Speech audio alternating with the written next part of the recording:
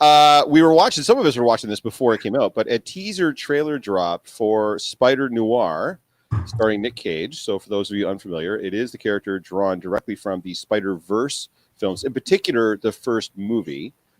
Into the Spider-Verse. I think you see the character briefly in Across, but the character doesn't feature in Across. It only features in the first one.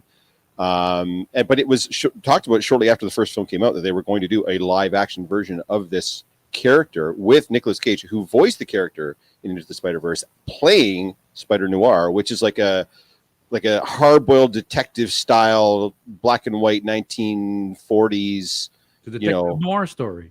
Yeah. So that's the nature of. He's got the trench coat, he's got the hat, but he's also got the mask and the eyes and everything else.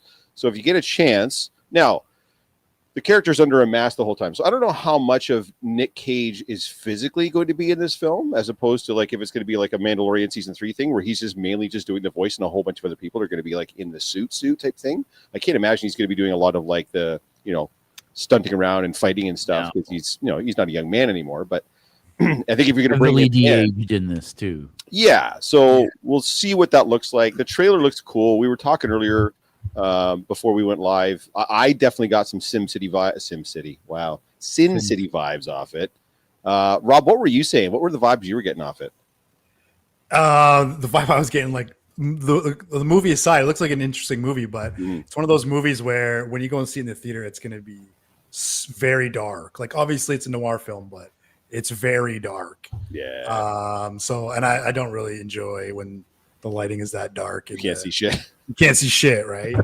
So, the guy with a xenomorph on his arm, but what did you? JS, the lighting is another great. thing though. Like, what was the thing you compared it to, JS? I'm getting like that Dick Tracy. Dick Tracy. That's what it was. Noir. Yeah. Him against the world.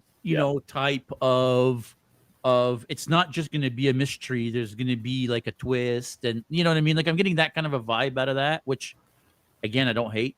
I also love what they seem to have done with like when you see the people's face. The movie looks mostly animated. I'm not going to lie. It's not until you actually see people's faces that you realize, oh wait a second, this is live action. But even their faces are heavily edited to look almost like a comic book, and I kind of like that style. And I think that's why it's giving me such hard Sin City vibes, because they did the exact same thing with all the prosthetics they put on everybody for that film and everything. Excuse me. I don't know. I just like that it's obviously like a completely different take on anything to do with Spider-Man. Mm-hmm. Like it couldn't be any different from anything else that's come out Spider-Man related. So I'm kind of excited from that standpoint anyway, and how they're going to do that.